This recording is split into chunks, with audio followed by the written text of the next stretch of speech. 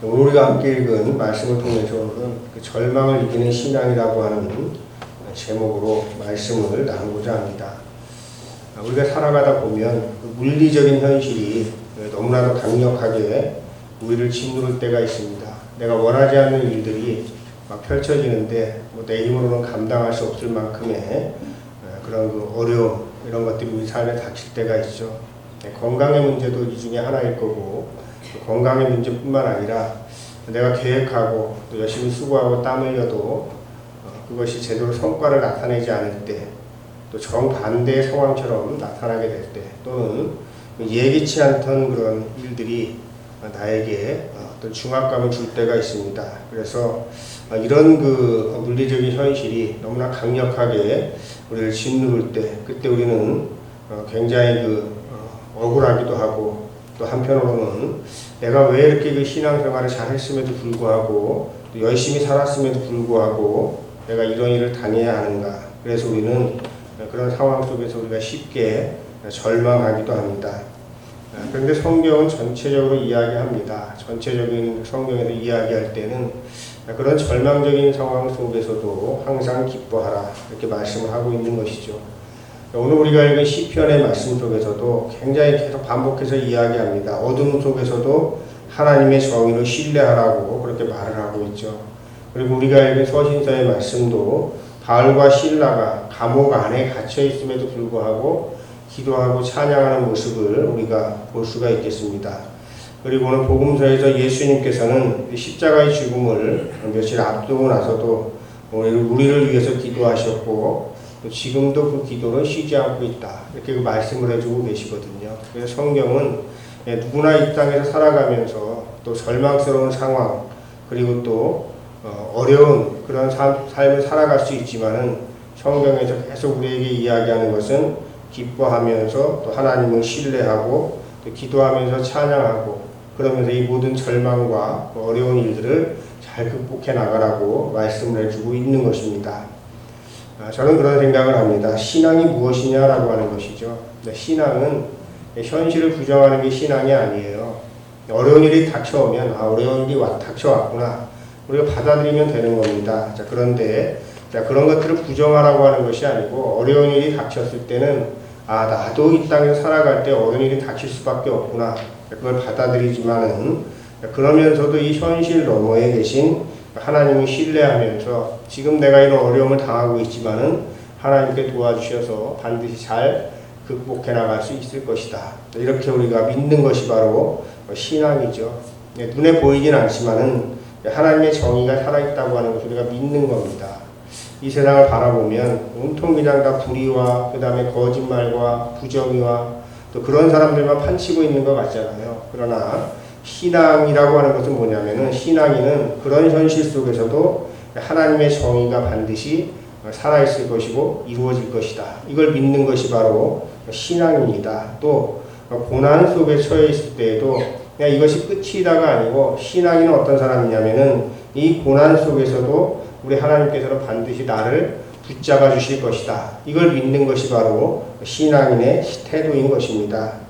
그리고 또 어떻습니까? 오늘 우리가 이거 복음서의 말씀을 보면은 예수님께서는 계속 우리를 위해서 기도하신다고 말씀을 하고 있죠. 신앙인들은 어떤 사람들이냐면, 우리의 삶을 온갖 두려움과 또 무거운 것들이 짓누르고 또 힘든 일들이 우리의 삶을 공격해 올 때에도 예수님께서 우리를 위해서 지금도 기도해 주실 것이다. 그래서 우리는 이 모든 어려움들을 잘 이겨낼 것이라고 믿는 것이 바로 신앙입니다.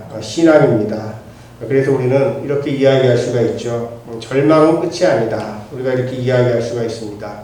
오히려 절망은 끝이 아니고 새로운 길을 열어주시는 출발점이 될 수 있다, 우리가 이렇게 볼 수가 있는 것입니다. 세상에 지혜 있는 사람들도 용어는 조금씩 다르지만은 이런 이야기를 다 하지 않습니까? 끝난 것이 아니다, 다시 출발하는 것이다. 그런 이야기들도 역시 신앙적인 이야기라고 생각을 저는 합니다. 그래서 오늘 성서 일과를 통해서 절망을 이기는 신앙이라고 하는 제목으로 이런 말씀들을 함께 나누고자 합니다. 제일 먼저 우리는 시편의 말씀을 통해서 기뻐하라고 하는 명령을 우리는 받습니다. 시편 97편 2편의 말씀에서 주님께서 다스리시니 땅은 기뻐하라 이렇게 말씀을 하고 있거든요.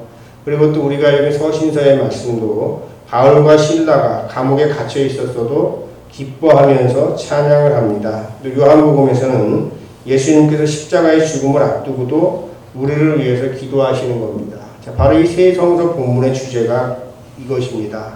어떤 상황에서 너희들은 기뻐하면서 기도하면서 찬양하라. 우리가 이 말씀을 우리의 삶으로 여러분이 살아가시기를 주님의 이름으로 축원합니다. 아멘. 자, 그런다면 여러분들 우리가 솔직하게 한번 우리들에게 질문해 보겠습니다. 자, 여러분들이 절망적인 상황이 닥쳤을 때 여러분들 기뻐할 수 있습니까? 쉽지 않죠. 내가 왜 이런 어려움과 고통을 당해야 되느냐고 우리가 하나님께 항변하고 불평과 불만 속으로 빠져들어갈 때가 있죠. 지금 이 자리에 계신 분들 가운데서도 몸의 병으로 인해서 또 가족의 문제로 인해서 또 마음이 지쳐서 하루하루 버티듯이 살아가는 분들이 많다고 하는 것을 저도 압니다. 성경은 너무나 쉽게 이야기하는 것이 아닌가. 오히려 기뻐하라고 하는 이 말은 아무 문제 없는 사람들, 모든 것이 잘 풀리는 그런 사람들만이 할 수 있는 말이 이 기뻐한다고 하는 말이 아닌가. 이렇게 생각을 해볼 수도 있습니다. 그러나 오늘 본문을 우리가 천천히 들여보면 이 기쁨이라고 하는 것은 그냥 현실을 도피하는 것이 아니고 절망을 꿰뚫어가는 신앙의 힘이라고 하는 것을 우리가 보게 되는 것입니다. 우리가 지난주의 말씀과도 연결이 됩니다. 우리가 평화에 대해서 이야기할 때 모든 것이 그냥 전쟁도 없고 모든 것이 아무 문제가 없는 그런 상황을 우리는 평화라고 생각하지만은 주님께서 주시는 평화는 폭풍 가운데에서도 우리에게 주시는 평화라고 하는 것을 말씀을 드렸습니다. 근데 기쁨이라고 하는 것도 저는 똑같다고 생각을 하는 것이에요. 기쁨도 모든 것들이 다 기쁜 일들이 많이 터져가지고 우리가 기쁜 것이 아니라 때로는 정말로 우리들을 물리적인 현실, 강력하게 우리를 짓누르는 그런 안타까운 또 절망적인 상황들이 있지만은 그 안에서 기뻐할 수 있을 때 우리는 참으로 하나님께서 말씀하신 바대로 기뻐하는 삶을 살아가는 것이다. 그런 사람들이 바로 신앙입니다. 이걸 우리는 알 수가 있는 것입니다. 우리 시편 97편에 보면 어둠 속에서도 정의를 신뢰하는 사람들의 이야기가 나옵니다. 시편 기자는 뭐라고 이야기합니까? 구름과 어둠이 하나님을 둘러쌌다고 이야기하는 거거든요. 구름과 어둠이 상징하는 바가 뭡니까? 그것이 바로 이제 물리적인 그런 어려움과 고통과 절망스러운 상황, 이걸 이야기하는 거거든요. 그래서 바로 하나님을 믿는다고 하는 것은 항상 밝고 명랑한 세계를 의미하진 않습니다. 우리가 신앙의 길을 걸어가다 보면 구름과 안개 속을 걸어가야 할 때가 있는 것이죠. 그래서 시편 기자는 이야기하는 겁니다. 정의와 공의는 그의 보좌의 터전이다. 그러니까 너희들이 때로는 그 어려운 삶을 살아갈 때가 있고 또 검은 구름이 몰려오고 또 폭풍이 밀려오고 또 그 다음에 어둠이 짓누르는 것과도 같은 그러한 삶을 살아갈 때도 있겠지만 하나님께서는 정의의 하나님이시기 때문에 반드시 그것을 바로잡아 주실 것이다. 이걸 믿는 것이 믿음이라고 하는 것이에요. 여러분들은 지금 어떤 어둠과 어떤 풍랑을 여러분들이 헤치면서 살아가고 있습니까? 그러한 그 어두움과 또 어려움 속에서도 또 어두움 속에서도 여러분들 끊임없이 정의의 하나님을 신뢰할 수 있는지 스스로 여러분들이 물어보시기 바랍니다. 하나님께서 아무런 말씀도 하시는 것 같지 않고 침묵하시는 것 같고 잠잠하게 그냥 계시는 것 같을 때에 하나님이 없는 것 같을 때 여러분들은 그 가운데서 어떤 하나님의 음성을 듣고 있습니까? 시편 기자는 지금 이런 그 질문을 하나님의 부재하시는 것과 같은 그런 현실 속에서 이런 결론을 짓는 겁니다. 주님을 사랑하는 사람은 그 악을 미워해야 된다. 조금 이렇게 결론이 좀 생뚱맞은 것 같지만 주님을 신뢰하는 사람들은 아무리 어려운 그 절망 속에서도 그리고 어둠 속에서도 결국은 그 악을 미워하는 삶을 살아가야 된다고 하는 것이죠. 이게 무슨 의미입니까? 하나님의 정의는 반드시 실현될 것이다. 이런 믿음을 가지고 있는 거거든요. 그래서 어둠 속에서도 정의를 신뢰하는 사람들은 악을 미워하면서 살아가는 것이고 그것이 바로 신앙인의 태도라고 하는 것이죠. 그러니까 여러분들이 상황이 아무리 악해도 여러분들의 마음이 악해지지 않게 하는 것이 바로 하나님을 신뢰하는 믿음이다. 이걸 이야기하는 거예요. 왜 이런 이야기를 할까요?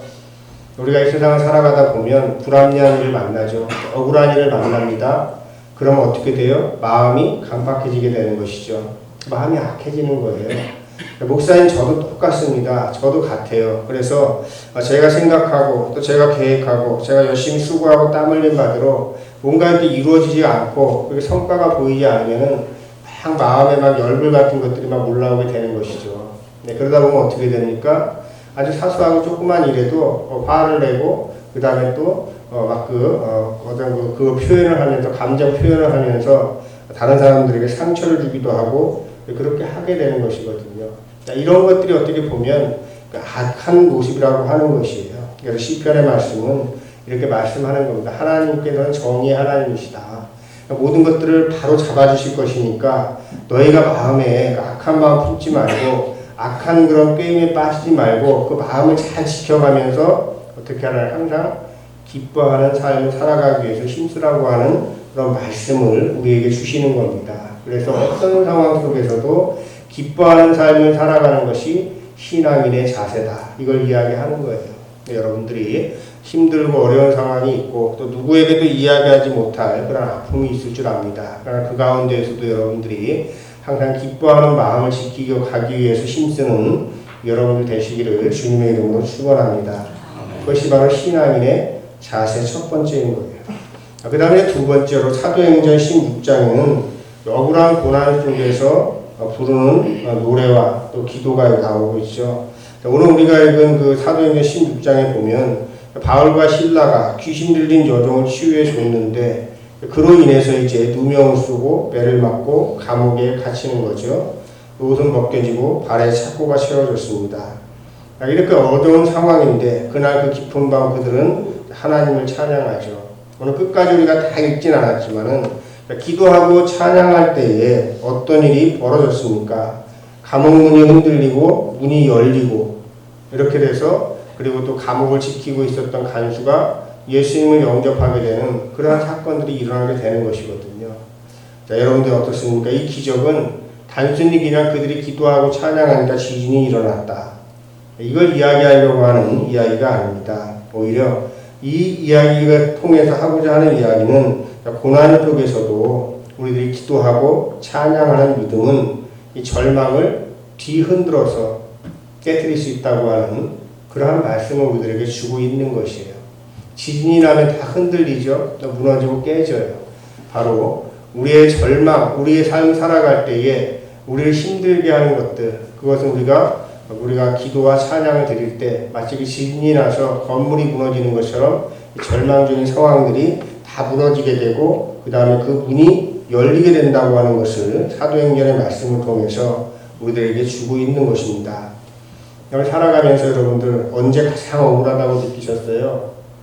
저도 굉장히 억울한 일을 많이 당했다고 느껴지던 그런 순간들이 있었어요. 너무 억울해가지고 죽어버리고 싶다고 하는 이런 생각이 들 정도로 억울한 일을 당한 순간들도 있었습니다.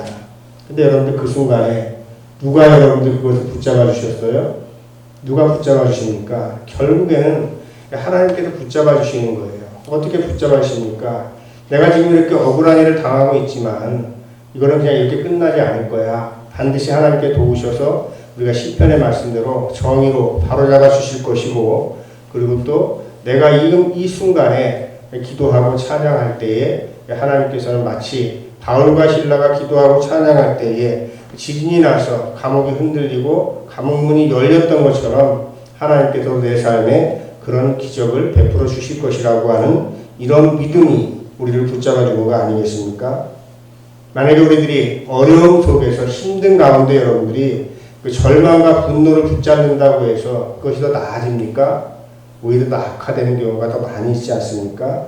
자, 그래서 여러분들은 힘들고 어려운 일들을 당할 때 제가 너무 쉽게 말씀드리는 건 아닙니다. 우리가 절망과 분노를 선택하면 오히려 더 깊어지고 더 힘든 삶을 살아갈 수밖에 없어요. 자, 그러할 때 여러분들이 기도와 찬양을 선택하는 여러분들 되시기를 주님의 이름으로 축원합니다.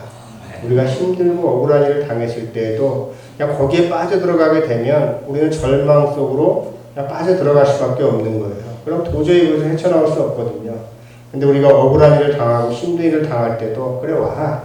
나는 이 시간에도 오히려 나는 기도하고 찬양하겠다. 자, 그런 마음을 가지고 사는 사람들이 정말 신앙인이 아니겠습니까?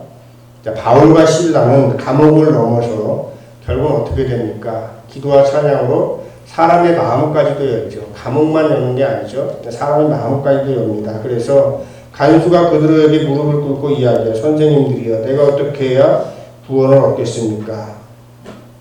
자, 결국은 감옥의 문을 열었을 뿐만 아니라 사람들의 마음까지도 열었다라고 하는 것이죠. 자, 그래서 결국은 이 사건은 고난이 끝나서 하나님께 찬양한 것이 아니고 그냥 고난 중에 감옥에 갇혀 있을 때 하나님께 찬양을 드렸잖아요. 기적이라고 하는 게 뭡니까? 모든 일이 다 잘 풀리고 나니까 찬양하고 기도하는 게 여러분 기적이 아니고 모든 일이 안 풀리고 있을 때도 기도하고 찬양할 수 있으니까 그게 기적인 거거든요. 여러분들 이런 기적을 맞이하는 여러분들 되시기를 주님의 이름으로 축원합니다. 찬양 중에 이런 찬양이 있죠. 하나님은 너를 지키시는 자라고 하는 찬양이 있거든요. 저는 이것이 바로 어려운 순간 때 순간마다 우리들이 하나님께 드려야 되는 찬양이 아닌가 이런 생각이 들기도 하고 또 저도 어려운 순간이 있을 때마다 부르는 찬양이 이 찬양이거든요. 우리 함께 찬양 함께 불러보도록 하겠습니다.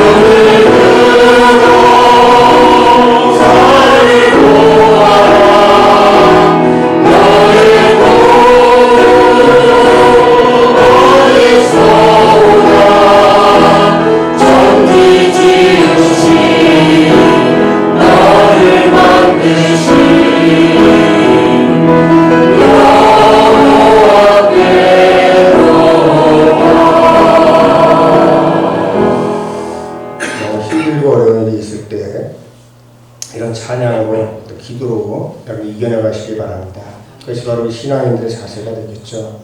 자, 이제 복음서의 말씀 요한복음 17장의 말씀을 살펴보겠습니다. 이 말씀은 예수님께서 죽음을 앞두시고 마지막으로 드리신 기도가 되겠습니다. 사실 얼만큼의 시간이 남은 것이 아니고 사실은 몇 시간 앞두고서 예수님께 드린 기도예요. 근데 이 기도의 내용을 가만히 보면 자기들이 사랑하는 제자들만 위한 것이 아니고 오히려 그 제자들을 넘어서 그 말을 듣고 제자들의 말을 듣고 하나님을 믿게 될 우리 모두를 위한 기도라고 하는 것을 우리가 알 수가 있거든요. 그 기도에 뭐라고 되어 그들도 하나가 되게 하소서 이렇게 기도합니다. 바로 그들이 누구냐면 예수님께 돌아가시고 나서 예수님을 믿게 될 사람들을 이야기하는 겁니다. 그래서 이 기도는 바로 우리들을 향한 기도라고 하는 것이죠. 우리는 살아가면서 종종 이야기하지 않습니까? 왜 하나님이 나를 돌보지 않으시지? 왜 하나님께서는 내 기도를 들어주시지 않는 거지? 내가 이렇게 간절하게 기도하는데도 하나님 어쩌면 이럴 수가 있을까? 자, 그런데 오늘 우리가 읽은 요한복음 말씀에서는 말씀하고 계시죠. 예수님은 지금도 우리를 위해서 기도하고 계신다. 이렇게 말씀을 하고 있는 겁니다. 그러면 히브리서 7장 25절 말씀을 여러분들이 기억하시기 바랍니다. 그는 늘 살아계셔서 그들을 위하여 중지의 간구를 하십니다. 그들을 위해서, 즉 우리를 위해서 지금도 예수님께서는 기도하고 계신다고 하는 것이에요. 이걸 아는 사람들은 어떤 절망 속에서도 넘어지지 않는다고 하는 것입니다. 우리가 이 기도를 믿는다면 우리가 절망 속에서 우리는 뭔가 다른 느낌을 갖지 않겠습니까? 예수님의 기도가 우리와 동행하고 있다고 하는 사실을 안다면 우리의 삶이 달라지지 않겠습니까? 저는 여기에 믿는 사람들과 믿지 않는 사람들의 어떤 분기점이 있다고 저는 생각을 하는 겁니다. 여러분, 기뻐하라고 하는 말은 단순히 감정적으로 막 흥분해가지고 나는 좋아 기뻐 이러라는 말씀이 아니고 우리가 어려운 일을 당할 때에도 너희는 무엇을 선택할 것이냐라고 하는 것을 우리에게 묻는 그런 말씀이 됩니다. 내가 삶이 어렵고 힘들고 그 다음에 절망 속에 처해 있지만은 그 가운데에서도 나는 기쁜 삶을 살아가겠다고 하는 것입니다. 왜 기쁜 삶을 살아갈 수가 있냐면은 하나님께서는 정의로우시고 그리고 또 고난 속에서도 우리가 함께 하시고 예수님께서는 지금도 우리를 위해서 기도하고 계시기 때문에 나는 아무리 내 상황이 어려워도 나는 기뻐할 수밖에 없습니다. 이렇게 우리가 고백을 할 수가 있는 것이죠. 우리가 그런 마음을 가지고 살아갈 때 비로소 우리는 절망을 이길 수가 있는 것이에요. 그래서 우리들이 이것은 단순히 그냥 나를 힘들게 하는 상황에서 내가 벗어나기 위해서 그걸 회피하는 것하고는 전혀 다른 것입니다. 오히려 그 현실 너머에 있는 하나님을 믿고 붙드는 일이기 때문에 이것은 신앙인의 일이고 그 신앙인은 하나님께서 반드시 붙잡아 주신다고 하는 것이에요. 오늘 여러분들이 예배 드릴 때에도 어떻게 보면 여러분들의 마음이 그냥 기쁨으로 충만하지만은 않을 거예요. 왜 그렇습니까? 이 자리에서 예배 드리지만 우리가 절망적인 것들 또 아픈 것들 그럼 같이 그냥 여러분들 곁에 그대로 다 있지 않습니까? 예배 드린다고 해서 그게 여러분 다 사라집니까? 그 근심과 걱정 이런 것들이 다 사라집니까? 같이 앉아있죠. 그러나 그 절망 속에서도 여러분들이 여전히 기뻐할 수 있는 그 이유를 찾으시기를 바랍니다. 오늘 본문을 통해서 하나님께서는 말씀하시는 거 너는 나를 믿느냐? 나를 믿으면 오늘 시편의 말씀과 또 사도행전의 말씀과 요한복음에 있는 말씀을 통해서 우리에게 주시는 말씀은 그겁니다. 내가 너와 함께하고 있고 또 모든 것을 정의롭게 공의롭게 행할 것이고 그리고 지금도 내가 너를 위해서 기도하고 있는데 어디에 내가 마음을 둘 것이냐 말씀을 하고 있는 거거든요. 그래서 너는 나를 믿느냐라고 하는 이 말씀 속에는 어떤 절망 속에서 너희들이 기뻐하라고 하는 그러한 말씀을 우리에게 주는 겁니다. 그래서 우리가 절망을 이기는 신앙을 가지고 살아갈 근거가 되는 겁니다. 이걸 위해서 모든 분들은 어떤 절망 가운데에서도 절망을 이기는 승리하는 신앙으로 살아가기를 주님의 이름으로 축원합니다. 말씀을 기억하면서 함께 기도하겠습니다. 하나님, 절망의 무대 속에서도 우리를 향한 주님의 뜻은 꺾이지 않으며 어두움 속에서도 하나님의 정의는 여전히 살아있음을 오늘 말씀을 통해 다시 알게 하셨습니다. 바울과 실라처럼 억울한 고난 속에서도 찬양하는 믿음을 예수님처럼 고난 앞에서도 다른 이들을 품고 기도하는 마음을 우리에게도 허락하여 주옵소서. 지금 우리의 몸이 약하고 마음이 지치고 삶의 형편이 벼랑 끝에 있는 것과도 같지만은 그 현실 너머에서 여전히 우리를 위해 간구하시고 붙드시는 예수님의 사랑을 의지하며 살게 하옵소서. 절망을 이기는 신앙으로 우리 각자의 삶의 자리에서 평화의 사람으로 정의의 사람으로 살아가게 하옵소서. 그리하여 우리의 작은 믿음과 고백이 이 땅에 하나님의 나라를 조금씩 이루어가는 씨앗이 되게 하옵소서. 우리 주 예수 그리스도의 이름으로 기도드립니다.